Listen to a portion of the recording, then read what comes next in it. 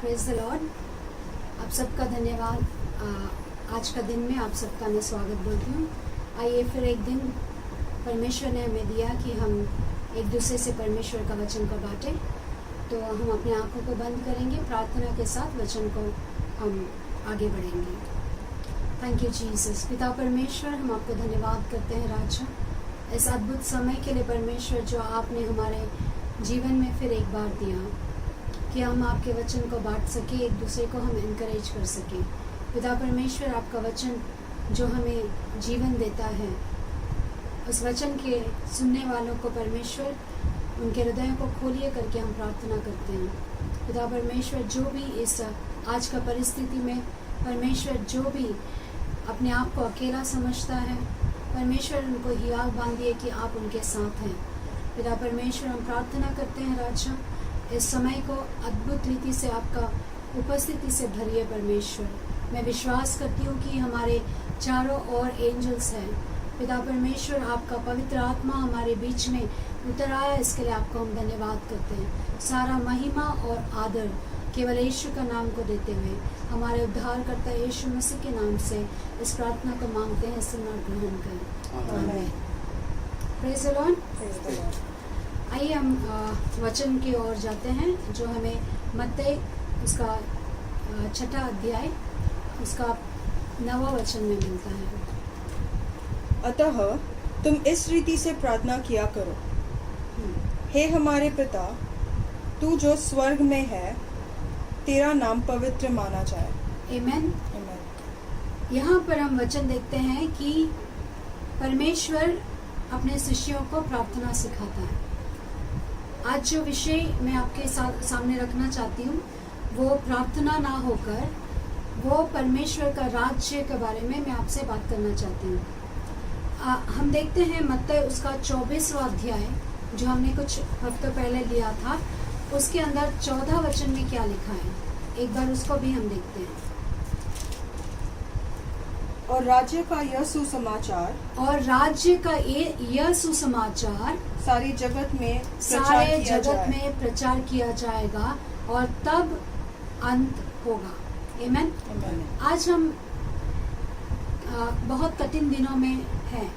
जैसा हम सब जानते हैं कि कोविड-19 पूरा दुनिया में कहर मचाया हुआ है। हम सब उस परिस्थिति से जूझ रहे हैं। कोई अपने प्रियों को खो दिए हैं, कोई अपने माँ बाप से दूर हो गए हैं, बच्चे या माँ बाप बच्चों से दूर हो गए हैं। ऐसे बहुत सारे परिस्थितियाँ हैं।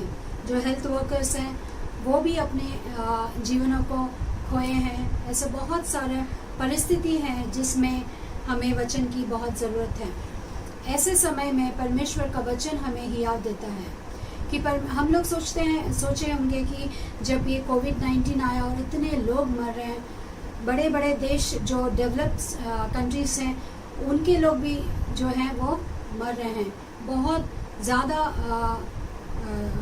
तादाद में या संख्या में वो लोग मर रहे हैं। तो हम सोच रहे हैं कि बहुत सारे लोग ये सोच रहे हैं कि परमेश्वर का जो अंत यानी दुनिया का जो अंत है वो दिन आ गया। लेकिन परमेश्वर हमें यह बनाना चाहता है कि यहाँ पर जब हम 24 वचन को देखते हैं मत्ती में, वहाँ पर लिखा है कि जब परमेश्वर का राज्य का प्रचार होगा। आमीन। राज्य का प्रचार होगा, ना कि हीलिंग्स का प्रचार या फिर बहुत प्रॉस्पेरिटी का प्रचार। ये सब हम लोग करते हैं। हमारा भी हीलिंग मिनिस्ट्री है या हमारे यहाँ पर भी डिलीवरेंस होता है। लेकिन ये सारे से ज़्यादा परमेश्वर किस चीज़ को महत्व दिया?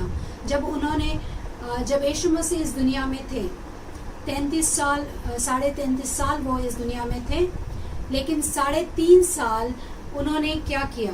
3.5 साल उन्होंने परमेश्वर का यानी पिता का राज्य का प्रचार किया। आमीन। उन्होंने और कुछ प्रचार नहीं किया। उन्होंने ना हीलिंग का, ना डिलीवरेंस का, ना प्रॉस्पेरिटी का प्रचार किया। अगर हम मत्ती और जो 4 सुसमाचार है उनमें हम देखते हैं तो क्या प्रचार किया उन्होंने? राज्य का विषय में प्रचार किया कि परमेश्वर का राज्य क्या है और ये धरती क्यों बना है, मनुष्य का परमेश्वर का उद्देश्य क्या है मनुष्य को बनाने का। ये सारी बातों को हम देखते हैं। आज मैं आपको किंगडम ऑफ गॉड यानी परमेश्वर का राज्य का इंट्रोडक्शन देना चाहती हूँ। और उसी में ये वचन हम देखते हैं कि परमेश्वर का जो राज्य है, परमेश्वर का राज्य क्या है, उसका डेफिनेशन क्या है, राज्य का मतलब क्या है और उसको किस रीति से हम प्राप्त करना है, किस रीति से प्रचार करना है। तो यहाँ पर वचन कहता है मत्ती उसका 24 और 14 में कि जब परमेश्वर का राज्य का प्रचार करें। तो परमेश्वर का राज्य क्या है, परमेश्वर का उद्देश्य क्या है इस राज्य को बनाने का, और किसने इस राज्य को बनाया, उन बातों को हम यहाँ पर सीखेंगे। सबसे पहला मैं आप अगर कोई नोट्स ले रहे हैं तो आप ये नोट्स को ले सकते हैं। यहाँ पर हम देखते हैं कि राज्य क्या है। परमेश्वर एक राजा है। हम सब जानते हैं जीसस को हम क्या कहते हैं, इज किंग ऑफ किंग्स। अगर आपको याद है तो हम देखते हैं जब क्रूसिफिकेशन के समय में परमेश्वर मौन रहा, कहीं भी उन्होंने बात नहीं किया। जब उनको पकड़वाया गया गेत्सेमने में और वहां से बहुत सारे जगह सोल्जर्स ने पूछा, लोगों ने उनको पूछा, लेकिन वो जवाब नहीं दिया। जब पायलट के पास आया तब उन्होंने अपना मुंह खोला। जब पायलट ने पूछा कि तू अपने आप को राजा समझता है, तो तू क्या अपने आप को राजा बोलता है, तब उसने कहा जैसा तू बोलता है, जैसा तूने कहा है। यानी वो एक किंग, पायलट कौन था वहाँ का राज्य का वो एक अधिकारी था। इसीलिए वो अधिकारी के सामने परमेश्वर ने बात किया, क्योंकि एक अधिकारी ही राज्य के बारे में जान सकता है।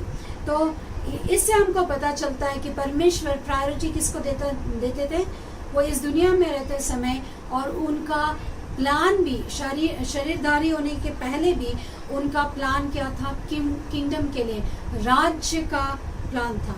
आमेन। और हम देखते हैं मैथ्यू 6 और 33 में क्या लिखा है। मैथ्यू 6:33 में वचन हम देखते हैं। ये सारी वचन हम जानते हैं, लेकिन मैं चाहती हूँ कि आप इसको बहुत अच्छे से समझ पाए, ताकि हमारा जो सोच है परमेश्वर के लिए वो बदल जाए। इसीलिए हाँ, पहले तुम परमेश्वर के राज्य और उसके धर्म की खोज करो, तो ये सब वस्तुएं भी तुम्हें मिल जाएंगी। आमेन। मनुष्य का परमेश्वर का वचन यहाँ पर क्या कहता है कि तुम पहले क्या करो, परमेश्वर का राज्य को खोजो और उसकी धर्म की खोज करो, और उसका धर्म को खोजो। दो चीजें बता रहा परमेश्वर जिसे मनुष्य को खोजना है। पहला जो है वो परमेश्वर का राज्य खोजना है, दूसरा जो है उसका धर्म को खोजना है। आमेन। Praise the lord. तो यहाँ पर हम वचन देखते हैं कि परमेश्वर कहता है उसके बाद जो कुछ तुम्हें चाहिए वो तुम्हें ऐड ऑन हो जाएगा, यानी वो सारी जरूरतें तुम्हारी परमेश्वर पूरी करेगा। Praise the lord. तो हम आरंभ में जाते हैं, जेनेसिस में परमेश्वर का उद्देश्य क्या था मनुष्य के लिए। हम सब वचन को जानते हैं। यिर्मयाह में लिखा है कि 29:11 में कि परमेश्वर का हर मनुष्य के लिए उद्देश्य और कल्पनाएं हैं। आमेन। और वो उद्देश्य क्या है, व्हाट इज द पर्पस, और कल्पनाएं यानी आइडिया या प्लान क्या है। सबसे पहला परमेश्वर ने क्या बनाया, परमेश्वर ने सबसे पहला स्वर्ग बनाया, स्वर्गों को बनाया, हेवेंस को बनाया। आमेन। उन्होंने हेवेंस को बनाया, उसके बाद उन्होंने धरती को बनाया। हेवन क्या है, उनका एक ऐसा राज्य जो इनविजिबल है, लेकिन वो इनविजिबल राज्य को उन्होंने फिजिकल रेल्म में बनाना चाहा, और उन्होंने क्या किया, धरती को बनाया। Praise the Lord. और जो इनविजिबल उनका राज्य है, वहां पर क्या होता है, उनका एक बहुत बड़ा सिंहासन है, और वो सिंहासन के ऊपर वो राजा जो राजाओं का राजा वो विराजमान होता है। और हम देखते हैं कि 24 एल्डर्स जो बड़े हैं वो थ्रोन के चारों ओर खड़े रहते हैं, और बहुत सारे देवदूत उनके चारों ओर खड़े रह के क्या करते हैं, उनकी स्तुति करते हैं, उनको पवित्र पवित्र पवित्र करके उनकी क्या करते हैं, उनकी आराधना करते हैं। किसकी आराधना होता है, एक राजा का, एक परमेश्वर का आराधना किया जाता है। तो मैं आपको यही बताना चाहती हूँ कि परमेश्वर ने सबसे पहला उनका प्लान है कि वो एक राज्य बनाए, क्योंकि वो राजा है, इसीलिए उन्होंने एक राज्य बनाया। हम कोई स्वर्ग जो है वो एक डेमोक्रेटिक कंट्री नहीं है। कि प्रजा का चले, वहां पर राजा का ही चलता है। फिर परमेश्वर ने धरती बनाया और चाहा कि धरती पे भी उनका राज्य हो। आमीन। इसीलिए हम वचन में देखते हैं मत्ती 6 अध्याय और उसका जो हमने पढ़ा 9 वचन में, प्रारंभ में प्रार्थना सिखाते समय पर यीशु मसीह ने जब डिसाइपल्स को प्रार्थना सिखाया तो वो उनको याद दिलाना चाहते थे कि परमेश्वर का प्लान क्या है मनुष्य के लिए। इसीलिए प्रार्थना में भी क्या करना चाहिए, कैसा प्रार्थना करना चाहिए? हे हमारे पिता, हे हमारे पिता, तू जो स्वर्ग में है, तू जो स्वर्ग में, वो राज्य में तू जो है, हाँ, तेरा नाम पवित्र माना तेरा जाए, नाम पवित्र माना जाए, तेरा राज्य आए। Amen. Amen. Praise the Lord. Praise the Lord. हम सब लोग ये वचन को बोलेंगे, तेरा राज्य आए। परमेश्वर का उद्देश्य क्या था? उनका राज्य जो स्वर्ग में स्थापित है वो धरती पे स्थापित हो। केवल स्थापित नहीं, लेकिन उसका व्याप्ति हो, उसका एक्सटेंशन हो। To establish the kingdom and to extend the kingdom was God's only plan for human being on earth. धरती के ऊपर उनका यही प्लान था। मैं विश्वास करती हूँ कि आपको ये बात समझ में आ रही है। तो हमें किंगडम का जो प्रचार है, राज्य का प्रचार को इग्नोर नहीं करना चाहिए। आजकल बहुत कम लोग किंगडम के बारे में बात करते हैं। तो यहाँ पर सबसे फर्स्ट प्रायोरिटी परमेश्वर ने किसको दिया? प्राथमिक जो स्थान परमेश्वर ने किसको दिया? राज्य का व्याप्ति के लिए दिया, राज्य का एस्टैब्लिशमेंट के लिए दिया। इसीलिए परमेश्वर शिष्य को भी सिखाता है कि हमें क्या प्रार्थना करना चाहिए। हमें परमेश्वर का राज्य के बारे में प्रार्थना करना चाहिए कि जो उद्देश्य परमेश्वर का है मनुष्य जाति के लिए वो यहाँ पर पूरा हो। Praise the Lord. Praise the Lord. सो हम देखते हैं कि परमेश्वर ने जब इस दुनिया में थे, उन्होंने जब भीड़ इकट्ठा होता था तब वो प्रचार करने शुरू करते थे। और वो उन्होंने क्या प्रचार किया? हम देखते हैं बाइबल में 7 शॉर्ट पैराबल्स हैं और वो पैराबल्स राज्य का बारे में है। और हम उसमें से आज एक पैराबल लेने जा रहे हैं। हम सब उससे वाकिफ हैं और वो पैराबल है, वो पैराबल यानी दृष्टांत। वो दृष्टांत क्या है? एक बोने वाला का दृष्टांत है। परमेश्वर ने हम देखेंगे उसको मत्ती 13 अध्याय में, उसको हम पढ़ेंगे 13 अध्याय में। उसी दिन यीशु घर से निकलकर, हाँ, उसी दिन यीशु घर से निकलकर झील के किनारे जा बैठा। झील के किनारे जा बैठा और उसके पास हाँ। ऐसी बड़ी भीड़ इकट्ठा हुई। अब जैसा यीशु खड़े हो जाते थे तो वहां पर भीड़ आ जाती थी। क्या करने के लिए भीड़ आती थी? हम देखते हैं कि 3 प्रकार का भीड़ होता था। एक तो सब लोग जानते हैं कि यीशु मसीह जहां जाएगा वहां मिराकल्स होते हैं, लंगड़े चलने लगते हैं, अंधे देखने लगते हैं, मुर्दे जाग उठते हैं। तो ऐसे जो उत्सुक लोग हैं, ये मिराकल देखने वाले लोग वहां पर आ जाते थे। वैसे ही और एक ग्रुप है जो बिलीवर्स का ग्रुप है, जो सचमुच परमेश्वर को विश्वास करना चाहते हैं और मानते थे कि यही मसीह है, और ऐसे भीड़ भी आता था। और एक ग्रुप है जो हम सब जानते हैं, फरीसी और सदूकी। ये लोग रिलीजियस लोग हैं, ये परमेश्वर को जानते हैं, वचन को बखूबी जानते हैं। और ऐसे रिलीजियस लोग यानी ये लोग धार्मिक लोग हैं जो धर्म को मानते हैं, ना कि उसका सच्चाई को मानते हैं। वो धर्म को मानते हैं, लॉज को मानते हैं, रूल्स को मानते हैं। वो परमेश्वर यीशु मसीह इस दुनिया में आए हैं ऐसा वो विश्वास नहीं करते हैं। ऐसे 3 तरह के भीड़ वहां पर इकट्ठा होते हैं। और परमेश्वर क्या करता है कि क्योंकि सभी लोगों को नॉलेज नहीं है, जैसे परमेश्वर सब साधारण लोग भी वहां पर है, इसीलिए परमेश्वर क्या करते थे? उदाहरण के रूप में या दृष्टांत के रूप में वो बात करते थे। आइए हम इस पैराबल को बहुत ध्यान से पढ़ेंगे। और उसने उन दृष्टांतों में बहुत सी बातें कही। हाँ, एक बोने वाला बीज बोने निकला। अब वो बताते हैं कि एक बोने वाला बीज बोने निकला। बोते समय कुछ बीज मार्ग के किनारे गिरे अब कुछ बीज कहाँ गिरते हैं? मार्ग के किनारे गिरते हैं। और पक्षियों ने आकर उन्हें चुग लिया। पक्षियों ने आके उन्हें चुग लिया। कुछ बीज पथरीली भूमि पर गिरे और कुछ बीज जो है वो पथरीली भूमि पर गिर गए, जहाँ उन्हें बहुत मिट्टी न मिली, जहाँ पर उन्हें बहुत मिट्टी न मिलने के कारण और गहरी मिट्टी न मिलने के कारण वे जल्द उगाए। वो जल्द उगाए, लेकिन वो पर फिर सूरज- सूख गए।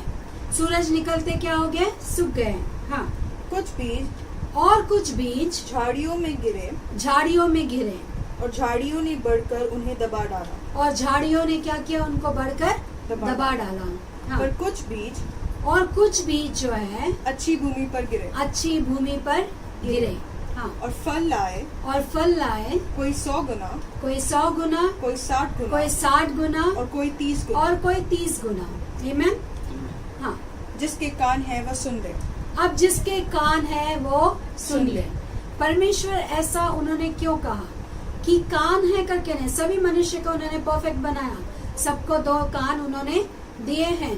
तो किसके लिए कहता है? जो वो कह रहे हैं कि ये बातों को आप समझ लो, केवल सुनना नहीं बल्कि इसको समझना है और इसको पालन करना है, ऐसे परमेश्वर उनको बता रहा है। तो ये पैरेबल को हम देखते हैं, बहुत शॉर्ट पैरेबल है, लेकिन इसमें जो समाचार है ये बहुत बड़ा समाचार है, बहुत वैल्यूएबल समाचार है। यही हमें स्वर्ग ले जाएगा। परमेश्वर का वचन कहता है यहाँ पर कि एक बोने वाला निकला। आमीन। ये बोने वाला निकल कर क्या करता है? बीज लेता है। बोने वाला क्या करता है?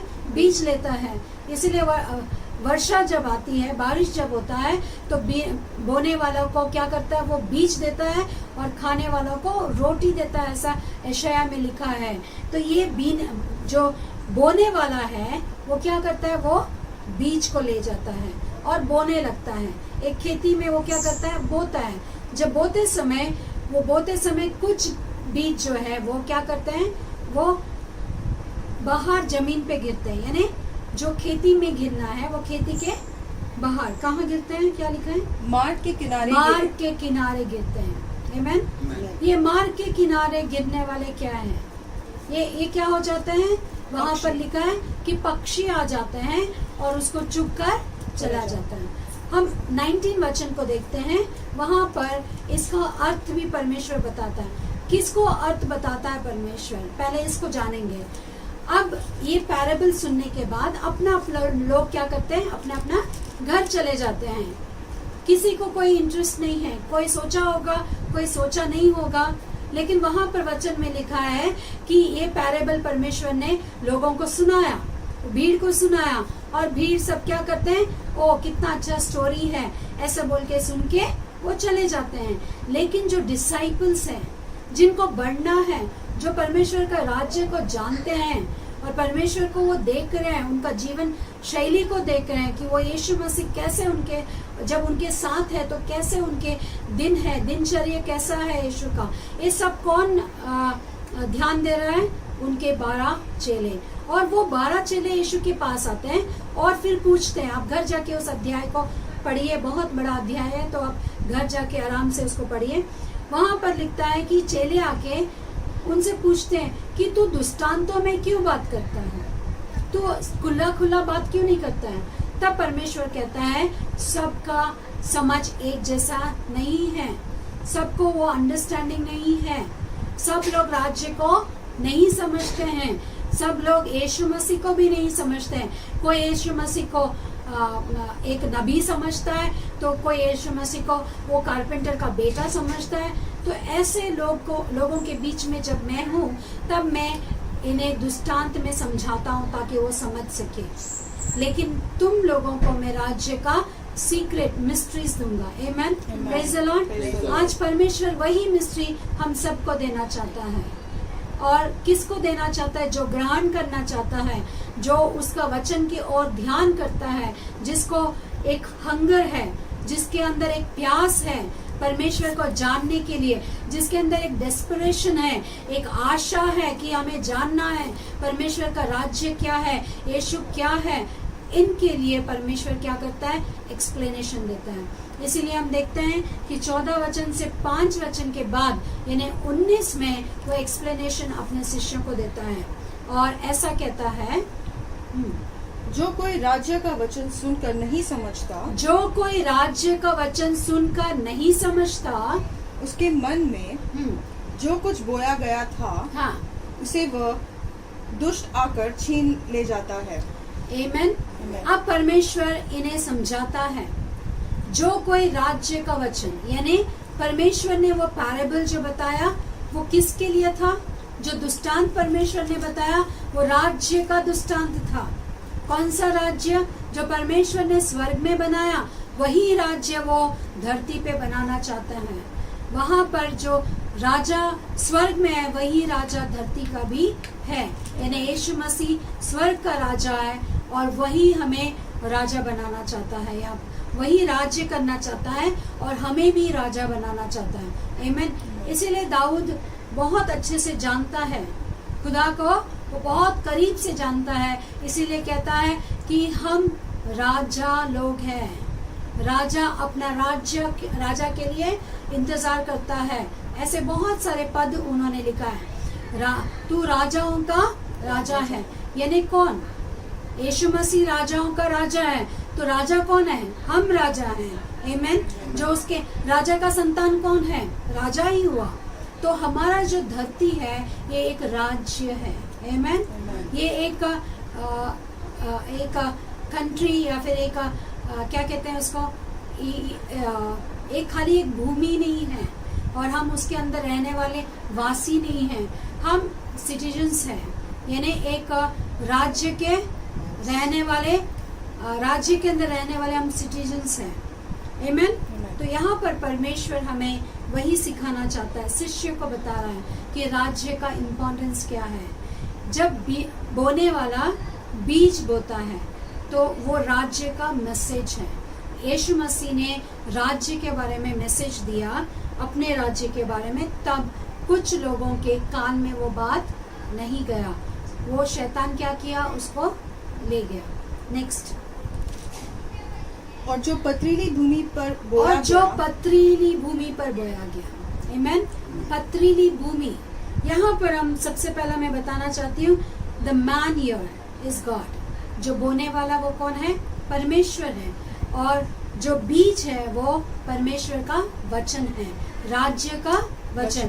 परमेश्वर राज्य का वचन बोने आया, लेकिन कुछ लोग क्या करते हैं, उनको अनसुनी करते हैं। ये ऐसे जमीन है जो मार्ग के किनारा है, यानी किनारा हुआ जमीन है। यहाँ पर जमीन कौन है?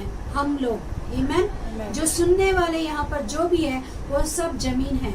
आपको परीक्षा करना है कि आप कैसा जमीन हो। ऐसा जमीन हो जो मार्ग के किनारा है, जो वो खेती के अंदर, यानी आप ऐसा जमीन होना चाहिए जो परमेश्वर के नजर के अंदर होना चाहिए। वो जब वो बो रहा था तो क्या हुआ, वो पथ के ऊपर गिरा, यानी किनारे में गिरा, इसीलिए शैतान आके उसको ले गया। बहुत सारे लोग ऐसे हैं, क्रिश्चियंस हैं, यानी मसीही लोग हैं। वचन सुनने वाले कौन है? जो परमेश्वर के पास आते हैं वो कौन है? ऑफ कोर्स मसीही लोग हैं। यहाँ पर जेंटाइल्स का बात नहीं किया जा रहा है, यहाँ पर मसीह के बारे में बात कर रहा है। जो मसीही लोग हैं वो क्या करते हैं? चर्च जाते हैं, बहुत अच्छे से वचन सुनते हैं, बस बाहर आते हैं, चप्पल पहनते हैं, तब तक वो वचन क्या हो जाता है, सर में से उड़ जाता है। उनके मन में वो घर नहीं करता, तो उनका लाइफस्टाइल चेंज नहीं होता है। हमेशा वो अपना रोना ही रोते हैं कि मैं गरीब हूँ, मैं कभी बढ़ नहीं सकता, मेरा परिस्थिति कभी ठीक नहीं हो सकता है। उससे पहले 5 मिनट पहले चर्च में वो कन्फेशंस करते हैं कि मैं राजा का बेटा हूँ, मैं स्लेव नहीं, मैं नहीं डरूंगा। लेकिन जैसे वो बाहर आते हैं तुरंत उनका माइंड में से क्या होता है, वो वचन शैतान छीन लेता है, क्योंकि वो उनका जो हृदय है वो एक्सेप्ट नहीं कर रहा है, परमेश्वर का वचन को एक्सेप्ट करने के लिए तैयार नहीं है। तो दूसरा जो हृदय है, कठिन हृदय। आमीन। ये जो कठिन हृदय लोग कैसे होते हैं कि ये भी चर्च आते हैं। यहाँ पर 4 तरह के लोगों का बारे में विवरण परमेश्वर ने किया है। चार टाइप्स यानी 4 टाइप्स ऑफ पीपल। तो इनका कैसा है, सब चर्च आने वाले हैं, सब वचन को सुनने वाले हैं, लेकिन ये दूसरा जो है वो बहुत कठिन रहता है। कितना भी वचन डाले वो ऊपर ऊपर ही रहेगा वचन, क्योंकि उनका मन रिलीजन के ऊपर होता है। बहुत सारे लोग कैसे रहते हैं, they are very religious, laws को मानते हैं और उसका पालन तो नहीं करते, लेकिन जैसे सदुकी और फरीसी लोग रहते हैं, खाली सुनते हैं लेकिन उसको अपना हृदय के अंदर घर करने नहीं देते हैं। तो यहाँ पर इसीलिए रोमन्स 2 अध्याय में भी लिखा है कि हम जिसको जज करते हैं वो कैसा होना चाहिए, उसका बिहेवियर जजमेंट करने वाले से भी, जब वो जज करने के लिए खड़ा होता है तो उसका बिहेवियर अच्छा होना चाहिए, वो काबिल होना चाहिए, वो किसी और का न्याय करे। आमीन। तो यहाँ पर भी वही बोलता है कि ये लोग कठिन होते हैं, इनका ऊपर थोड़ा सा मिट्टी होता है, ये मिट्टी के नीचे कैसे रहता है, इन ऊपर से वो लोग बहुत सुनने वाले जैसे होते हैं, लेकिन अंदर उनका हृदय कठिन होने के कारण जब बीज गिरता है तो वो क्या होता है, बीज डीप नहीं जाता, वो वचन को डीप जाने नहीं देता है। ये ऐसी परिस्थितियां हैं, ये कुछ ऐसी परिस्थितियां हैं जिसके कारण लोग वचन को ग्रहण नहीं कर सकते हैं। सुनते हैं लेकिन डाउट करते हैं कि ये होगा, ये ऐसा कभी हो सकता है, ये खाली वचन में बोलता है, ये पास्टर बोल सकता है, लेकिन सचमुच ये कुछ होता नहीं है।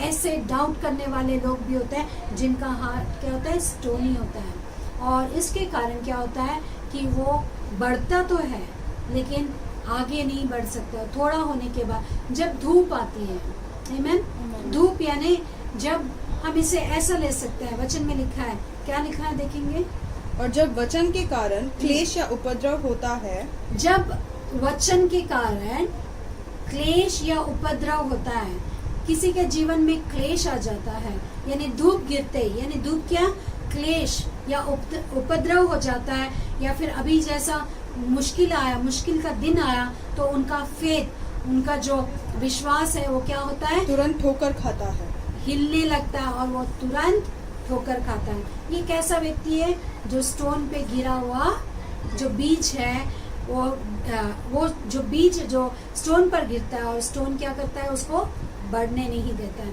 क्योंकि वो उसका मन कैसा होता है, पथरीला होता है। और तीसरा वचन को हम देखते हैं, तीसरा टाइप का पर्सन कैसा होता है, जो झाड़ियों में बोया गया, यह हाँ। वह है जो वचन को सुनता है, हाँ। पर इस संसार की चिंता और हाँ। धन का धोखा वचन को दबाता है। आमीन। बहुत क्लियरली, इसे एक्सप्लेन करने की भी जरूरत नहीं है, इतना क्लियरली परमेश्वर ने लिखा है। परमेश्वर स्वयं अपने शिष्यों को बता रहा है कि ये जो थॉर्न्स यानी जो कांटों में बोया जाता है, जब जो परमेश्वर है वो अपना सीड यानी मैसेज को दे रहा है, तो कुछ लोग ऐसे होते हैं जो कांटों की तरह होते हैं, यानी उनका जीवन में कांटे होते हैं। वो तो वचन में बढ़ना चाहते हैं और बहुत इंटरेस्ट के साथ चर्च आते हैं, चर्च के एक्टिविटीज में पार्ट लेते हैं, बहुत अच्छा बढ़ते रहते हैं, और सडनली बहुत अच्छे दिन चल रहे हैं तब ठीक है, लेकिन सडनली अगर क्या आता है उनके जीवन में, पर इस संसार की चिंता, इस संसार की चिंता यानी धन का खाने पीने का चिंता। इस संसार का चिंता क्या है, रोटी, कपड़ा और मकान। आजकल वो तो बेसिक है, लेकिन आजकल का चिंता क्या है, लग्जरी एक बेसिक हो गया है, और बेसिक तो कुछ भी नहीं है। तो आजकल का चिंता बढ़ गया है लोगों का कि हमें कैसा मिलेगा। इसीलिए परमेश्वर ने कहा, तुम मेरे राज्य और धर्म का खोजी बनो, सब कुछ तुम्हें ऐड ऑन हो जाएगा, यानी सब कुछ तुम्हारे पीछे आ जाएगा। इसका मतलब क्या है, परमेश्वर हमेशा ये बताना चाहता है लोगों को कि तुम अगर मुझे खोजो, मेरा राज्य को खोजो और मेरा धर्म को खोजो, तो मैं तुम्हें सब कुछ दूंगा, तुम्हें सब कुछ मिलेगा। जिसका यहोवा चरवा, उसके जीवन में कोई कमी घटी नहीं हो सकता। लेकिन ये चिंताएं कभी मनुष्य को छोड़ती नहीं। चिंता क्या करती है, मनुष्य को चिता की ओर ले जाती है, लेकिन वो चिता की ओर जाने के लिए तैयार है, लेकिन चिंता छोड़ने के लिए तैयार नहीं है। हम लोग बोलते हैं हम नहीं चिंता करते हैं, जब तक वचन सुनते हैं वो बहुत अच्छा वचन है, ये वचन मेरे लिए है, हम कन्फेस करेंगे, घोषणा करते हैं, पास्टर जो बोल रहा है वो सुनते हैं, उनके साथ घोषणा करते हैं और बहुत उत्साह होते हैं। लेकिन जैसे ये सारी परिस्थिति, घर जाते ही चिंताएं आती है, अपने धन का, क्या लिखा है वहां पर, धन का धोखा, जो धन का प्रिय लोग रहते हैं, यानी धन ही सब कुछ है, ऐसे भी सोचते हैं कि money is very important. No, it's not like that. Money, पैसा परमेश्वर ने बनाया हमारे लिए, हम पैसों के लिए बने नहीं हैं, हम पैसों का गुलाम नहीं है। जो व्यक्ति ये समझ जाए वो परमेश्वर का राज्य का मैसेज को समझ जाता है। लेकिन ये जो थॉर्न्स जैसे उनके जीवन में आते हैं, कांटों की तरह आके उनको बढ़ने नहीं देता है, उनका विश्वास का जीवन को क्या करता है, दबा देता है। बहुत सारे ऐसे लोगों को मैं जानती हूँ जो आरंभ के दिनों में वो बहुत उत्साह में रहते हैं, परमेश्वर के लिए कुछ भी करने के लिए, मर मिटने के लिए भी तैयार हो जाते हैं। लेकिन जैसा उनका परिस्थिति थोड़ा हिलता है या फाइनेंशियल प्रॉब्लम्स आ जाते हैं उनके जीवन में, या कुछ भी ऐसा आर्थिक स्थिति, या फिर बच्चों का चिंता, या कोई भी चिंता, बीमारी का चिंता जैसा आ जाता है, उनका जो फेथ है, जो विश्वास है, वो क्या करता है, वो हिलने लगता है। और ऐसे लोग, परमेश्वर कहता है ये थॉर्न में गिरा हुआ, थॉर्न का जमीन है, ये जमीन जिसके ऊपर थॉर्न्स है यानी कांटे हैं, ऐसा जमीन को दर्शाता है। अब चौथा जमीन के बारे में हम बात करेंगे। हाँ, जो अच्छी भूमि में बोया गया, जो अच्छी भूमि में बोया गया। आमेन। अच्छी भूमि का अर्थ क्या है? यहाँ पर परमेश्वर कहता है जो अच्छी भूमि, यानी भूमि का बहुत सारे प्रकार हमने देखा। यहाँ पर हमने 3 प्रकार का भूमि इससे पहला देखा। एक तो कैसा भूमि था, जो किनारा हुआ भूमि, जो मार्ग का किनारा है, उसमें क्या होता है, पत्थर होते हैं, गंदगी होता है, कचरा होता है, वहां पर कोई देख रेख नहीं होता है उनका। ऐसा भूमि के बारे में हमने बात किया। दूसरा भूमि कैसा है, पथरीला भूमि है, जहाँ जो मट्टी को मट्टी तक पहुंचता नहीं, वो यानी जो भी डालो वो डीप नहीं जा सकता, क्योंकि पत्थर उसको क्या करता है, रोक देता है। और तीसरा जो भूमि हमने देखा, उसके अंदर, भूमि के अंदर बहुत सारे कांटे हैं, उसको साफ नहीं किया गया है, कांटों के साथ है, इसीलिए जो भी बीज डाले वो बढ़ता तो है, लेकिन कांटे उसको दबा देते, उसके पत्तों को फाड़ देते हैं, है ना। तो इसके कारण क्या होता है, वो बढ़ नहीं पाते। लेकिन परमेश्वर जब चौथा जमीन के बारे में बात करता है, तो यहाँ पर वो स्पेसिफिक होता है और कहता है ये अच्छा जमीन। आमेन। अच्छा जमीन क्या होता है?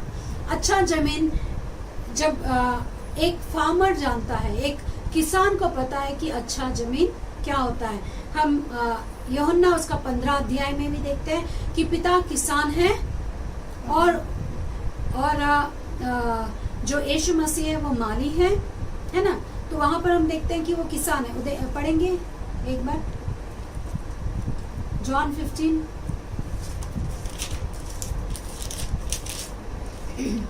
सच्ची दाखलता मैं हूँ। हाँ, यीशु मसीह सच्ची दाखलता है और मेरा पिता कौन है? किसान है। एक किसान जानता है कि वो जमीन को कैसे उपजाऊ बनाना है। आप उसको पथरीला जमीन बना दे दो, एक अच्छा किसान जानता है कि उसको अच्छा भूमि कैसे बनाना है। एक पथरीला भूमि, एक कांटों से भरा हुआ भूमि, एक मार्ग जैसा वाला भूमि, ऐसे भूमि को एक अच्छा भूमि बनाना है तो किसान का श्रम जरूरी है, किसान का प्लान जरूरी है, किसान का आइडिया जरूरी है। किसान क्या करता है? उसको सैद्य करता है, यानी उस जमीन के ऊपर हल चलाता है। जब वो हल चलाता है तो उसके अंदर का जो पत्थर है वो पूरा बड़ा बड़ा पत्थर, सबसे पहला पत्थर को हथौड़ा से क्या करता है? तोड़ता है। तोड़ने के बाद उसको हल चलाता है। हल चलाने के समय जो छोटे छोटे पत्थर है वो सब क्या हो जाता है? निकल जाता है। फिर वो पत्थरों को क्या करता है? बैठकर बीनता है, बीन कर उन्हें अलग करता है और पूरा सॉइल यानी वो मिट्टी को क्या करता है? नरम करता है और उसे ऐसे तैयार करता है कि जब बीज डाला जाए तो वो अंदर तक जाए। आमेन। तो इस रीति से किसान मेहनत करता है। हमारा परमेश्वर जो किसान है उसने मनुष्य जाति के लिए ऐसा मेहनत किया है ताकि हमारा हृदय को, जो कठिन हृदयों को परमेश्वर ने हथौड़ा मार कर, वचन हथौड़ा है, amen, we have seen that word of God is like a hammer. परमेश्वर ने हथौड़ा मारकर हमारा कठिन हृदयों को क्या किया, सैद्य क्या, उसको नरम किया। जो पथरीला हृदय है उसको परमेश्वर ने तोड़ा है अपने वचन को भेजकर। तो ये जो अच्छा जमीन है, ये एक्सेप्टेंस वाला जमीन है, ये परमेश्वर का वचन को सुनने के लिए तैयार है, ये परमेश्वर के मार्ग के ऊपर चलने के लिए तैयार है। उसने ये नहीं कहा कि तू मेरे ऊपर हल मत चला। the earth or the farm, जो जमीन है, उसने परमेश्वर को क्या किया, उसने मूव करने के लिए अलाउ किया, आमेन। उसने परमेश्वर को कहा, किसान से उसने बलवा नहीं किया, बल्कि उसने उसको हल चलाने के लिए अलाउ किया। आज हम भी परमेश्वर को हमारे जीवन में मूव होने के लिए, यानी हमारे जीवन में काम करने के लिए हमें उनको अलाउ करना चाहिए, आमेन। यहाँ पर हम देखते हैं गुड सॉइल कैसा है। हाँ, जो अच्छी भूमि है, यह वह है, हाँ, जो वचन को सुनकर समझता है, जो वचन को सुनकर समझता है और फल लाता है, आमेन, प्रेज़ द लॉर्ड। कोई 100 गुना, कोई 100 गुना, कोई 60 गुना और कोई 30 गुना फल लाता है, आमेन। परमेश्वर का वचन यहाँ पर एकदम स्पष्ट रीति से हमसे बात करता है। जो राज्य का समाचार सुनता है, मैं आरंभ से आपको बता रही हूँ कि राज्य क्या है। परमेश्वर ने एक राज्य बनाया और उसका राजा कौन है, परमेश्वर है। जो परमेश्वर के अधीन में रहना है, परमेश्वर ने अपने नियमों को बनाया, हमें उन नियमों का पालन करना है। परमेश्वर कहता है तू मेरा राज्य को खोज और क्या कर, मेरा धर्म को खोज। कौन है, परमेश्वर का राज्य को खोजना है तो कैसे खोजेंगे, how can we seek the kingdom of God. हमें राज्य को खोजना है तो सबसे पहले राजा को खोजना पड़ेगा, आमेन। राजा से ही राज्य बनता है, राज्य प्रजा से बनता है और उसके ऊपर जो राजा है वो परमेश्वर यीशु है और उसकी प्रजा कौन है, हम लोग हैं, आमेन। हम मेंबर्स नहीं हैं बल्कि हम कौन है, सिटीजन्स हैं, हम उसके नागरिक हैं। एक राज्य का हम कौन है, नागरिक है। और नागरिक का हक होता है, वो भीख नहीं मांगता है। नागरिक क्या करता है, वो भीख नहीं मांगता है।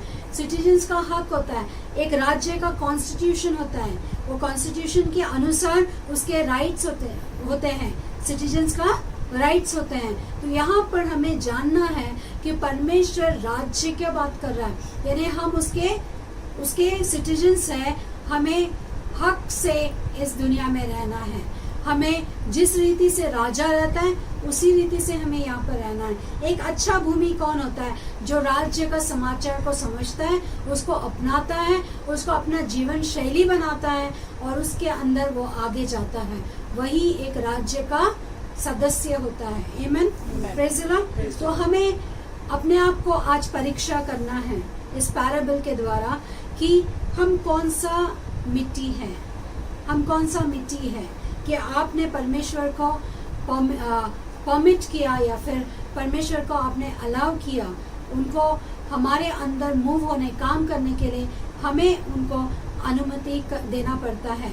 हमारा शरीर को हम झुकाना पड़ता है ताकि परमेश्वर हमारे अंदर अपना मैसेज को दे, अपना बीज को बोए, प्रेज़ द लॉर्ड। यहाँ पर हम आगे के हफ्तों में और जो 6 पैराबल्स है उसको हम सीखेंगे और मैं विश्वास करती हूँ आज केवल एक इंट्रोडक्शन पार्ट था और जिसमें पहला पैराबल को हमने सीखा कि राज्य को हमें समझना है और राज्य को समझना है तो हमें परमेश्वर को जानना बहुत जरूरी है, आमेन।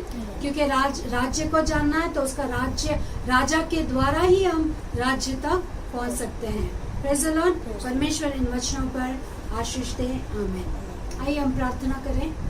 Thank you Jesus. पिता परमेश्वर, हम धन्यवाद करते हैं राज्य इस समय के लिए, परमेश्वर हम धन्यवाद करते हैं। आपका राज्य का जो समाचार आपने हमें दिया उसके लिए हम धन्यवाद करते हैं पिता परमेश्वर। और गहराई में इस राज्य का समाचार के लिए जाने के लिए हम प्रार्थना करते हैं। हमें तू रेवोल्यूशन दे, प्रकाशन दे करके प्रार्थना करते हैं। जितने लोगों ने सुना है उन सब के हृदय को खोल परमेश्वर, कि हम कोई स्लेव्स नहीं हैं, हम गुलाम नहीं बल्कि राजा हैं। इसीलिए आप राजाओं के राजा कहलाते हो।